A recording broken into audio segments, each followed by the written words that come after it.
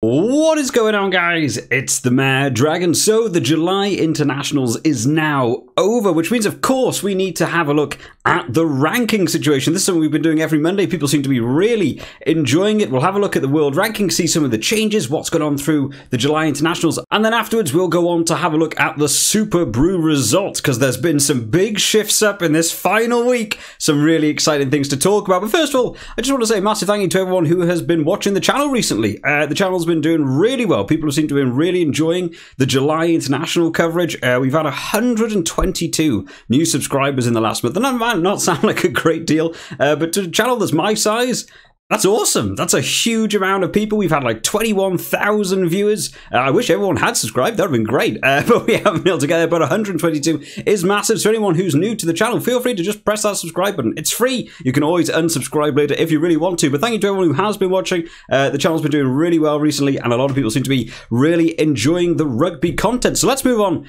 to talk about the world ranking, some of the shifts up that we've got. And already, there's not a lot of changes in terms of like placements and stuff, but the big change, the one I know a lot of people will be very excited about, Ireland here, if I can not click on that tab, Ireland are going to be moving up into first place after beating New Zealand in that final round. That is a big call. I don't know if Ireland have ever actually been at number one before. I'm not great in terms of knowing my rankings history. So if you are a bit more knowledgeable on this than me, feel free to drop it down in the comments if they've ever been at number one before. I've only been following it literally like the last 3 weeks or so. I've only really started caring about. So I'm sure teams have swapped around a lot. France have been knocked off that top spot. Obviously, France didn't play last week, and they're not behind by a great deal. But Ireland up into first place. That is some big news for them. It was a very confident win. Of course, we did the match report for that Ireland-New Zealand game. A lot of people really enjoying that one as well. So, yeah, great news for Ireland there. The rest of the top 10 all staying static, which is, I think, for the first time in this series, actually. South Africa remaining that third after beating Wales. New Zealand holding fourth. Very close between New Zealand and England. Obviously, England beating the Wallabies on the weekend as well. So they've moved that gap out a little bit now. You can see that points difference beginning to increase a little bit there. 4 points difference really between those two teams now. But New Zealand and England very close together there. Moving down there, we have Scotland and Wales in the 7th and 8th position. Wales finishing above Argentina after the July Internationals. Bit of a shame that Argentina didn't move back up after that win after Scotland. I did think maybe they would have scored more points. I'm still not fully up to date on how these points are calculated or what they really mean in the wonderful world. Let's expand the table out though, because there's some big movers further down the table, which I'm sure a lot of people don't really cover.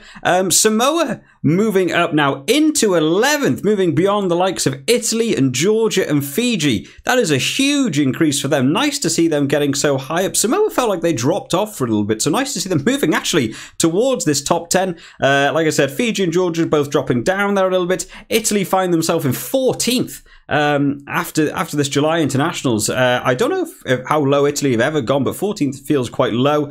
Spain holding that 15th. Again, I'd like to see more of these teams like Spain and stuff play. I think it'd be great fun.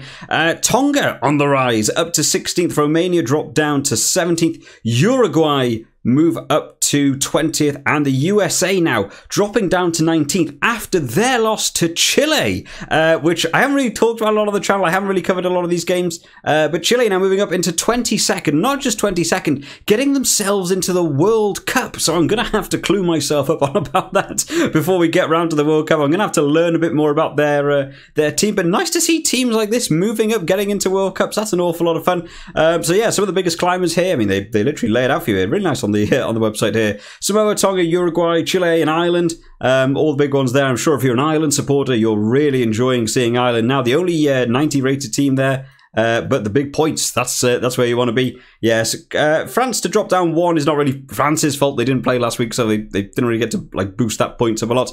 But yeah, a lot of big changes. Let me know what you think down in the comments about some of these rankings. Do you think Ireland deserve to be a number 1? Do you think they've earned that right now after beating New Zealand twice? I'm sure there'll be a lot of fun comments about that.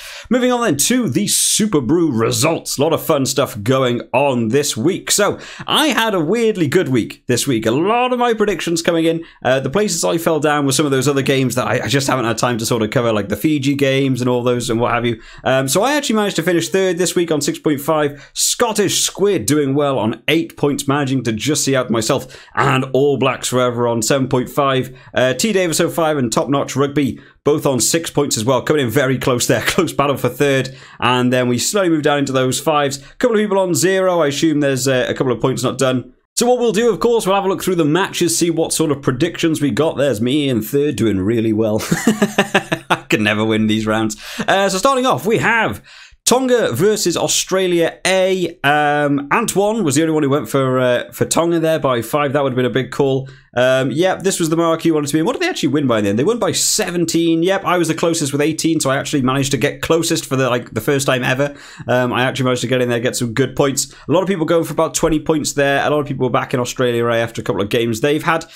Fiji, Samoa. Samoa winning this game, 23 points to 20. This I was really not expecting. Samoa have had a good few games recently, but Fiji looked like they were playing well in some recent games. A lot of us backing Fiji, over half of us believing Fiji were going to take that. But yeah, Samoa was where it was to be. Top-notch Rugby just taking that. Look at that between you and Scottish Squid. 1 and 2 points. And the final was by 3 points. Really, really close. On to New Zealand versus Ireland. And this is a big one here. I was really in the minority here. I even said in the preview video, I really thought Ireland could just about see this one out. A lot of people back in New Zealand here. I went down, I said my Ireland by 3, but actually All Blacks Forever with the best call. The All Blacks Forever, but back in Ireland. That's the way to go. Hey, it's got nothing to do with who you support, it's who you predict to actually win these games.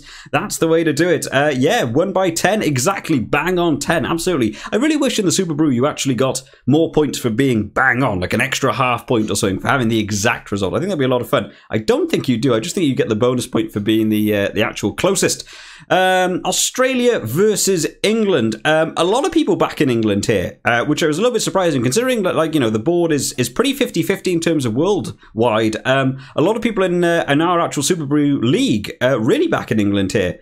What did they win by in the end? 4 in the end, and I bet 6. Yeah, a bit too much. Shouldn't have gone for that. Yep, so split. Oh, wow, split a lot. A lot of people going for 5 there. What did they say by 4 then? Yeah, so, it was actually split between Dave Bowie, 2 ants in there as well.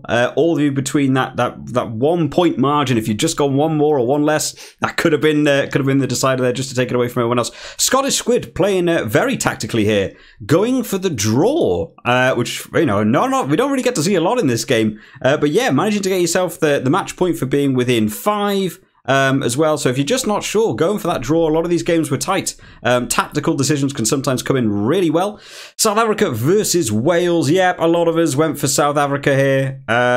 Yeah, I think going high. Yep, there's only me and Mbaki's out here in the really high margins. Now, I was going to win this until Wales decided to give that penalty away right at the end, and Andre Pollard got that 80th minute kick, which stole it away from me. What did they win by the end? They won by 16, yeah. So although I got the match bonus point, had they not got that final kick, it would have been 13. I would have got an extra point there. Very important to keep in mind for when we get round to the leaderboard there. So Andre Pollard stealing that one away from me. And then Argentina versus Scotland. Whatever happened in this game, not only costing me some Superbru points here, along with a lot of other people. Couple of people make some good decisions here. Dave, Scottish Squid, Top Notch Rugby, T Davis, Sambuca, Bockies, everyone going for the Argentina scoreline here. Scottish Squid getting the closest with that extra bonus point in there as well. I also had a bet on privately while I was watching the games. I did an accumulator for Ireland, England, South Africa and Scotland to win. 19-1, put a fiver on it, was going to pay back £100 and something,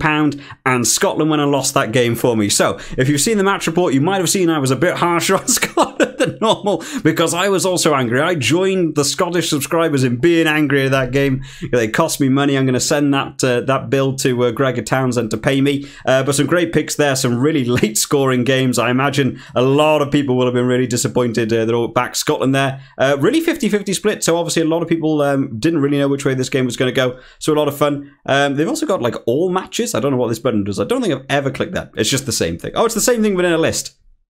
That might have been fun to have known before we did a few more of these. But in terms of the overall leaderboard, let's have a look as the win goes to Scott Rugby, 65 on a total of 20 points, who manages to move up from 3rd place up 2 places to take 1st place by 1 point. Remember that point that Andre Pallard took away from me with that kick? Both me and Cersei 2 on 19. I managed to gain 5 places in this round. It's incredible. I thought this comeback was on. Had Andre Pallard not made that kick, had Scotland not thrown that game away from me, you could have finally seen me finally win a predictor series. Cersei, unfortunately, yeah, not managing to seal this out after a couple of really good rounds. I don't know what you finished on this round. Oh, had a struggling round. 3 points. That'll be one of the hindrances for you there.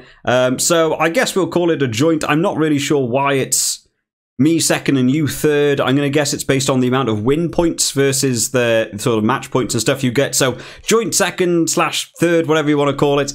Bowie coming in on 4th on 18.75. Also really close. Scottish Squid with a huge climb as well in the last round. Up 9 places on 18.5, just overtaking Sambuca on 18.5. This is incredibly close. After that first week, I thought it was going to be really hard for people to get back into this, but there is 1.5 points between 1st and 6th. That is incredible. That might be the tightest we've ever seen it in a Superbru league. It just means it gets more and more exciting the more people that join in. So thank you to everyone that did join in. I'll scroll down a little bit here so everyone can see their own name on the board and what have you, because it's always fun to see it in a video. But thank you. Yeah, we had 21 people in the end. So much fun for people to join in. So thank you to everyone who did join in. Congratulations go to Scott Rugby, managing to seal this out on 20 points by that 1 point. Eventually I'll win one of these predictors. I normally do quite well in the fantasy, but the predictor series is a really tough one for me to win, but it's so much fun that so many people join in.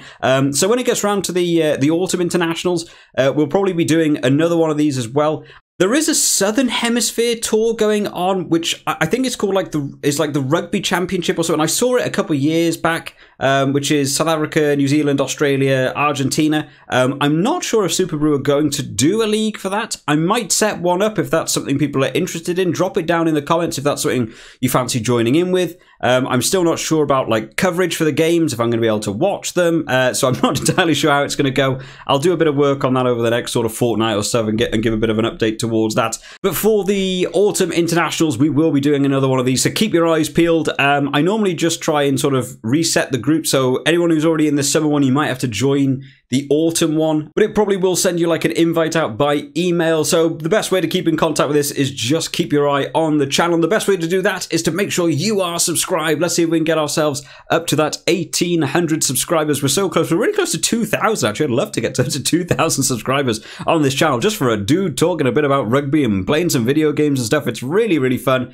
It's just a nice hobby for me, so I'm so glad so many people really enjoy it. But I hope you've all enjoyed this one today and have enjoyed the coverage over the July international. It's been a lot of fun, a lot of positivity, a lot of new views, a lot of new subscribers, new setup. We've done streams, all very exciting. I am going to plan on trying to do another stream this week. I'll probably be aiming to do one maybe on Wednesday, about 7 PM UK time, sort of like we did last week. I'll chuck on some Rugby 22. We'll play a bit of rugby so that we can, maybe we'll do some of the games from the July internationals. So feel free to jump in, just say hi, jump in the chat. You can just sit there and watch. We'll talk a bit about rugby. It's a great time. I really enjoyed it last week. Loads of people got involved in the chat. We were talking all things rugby. A lot of fun to do. Really enjoying the streaming. So hopefully we'll all catch you in the stream on Wednesday. But I hope you all enjoyed today, guys. I will see you all next time.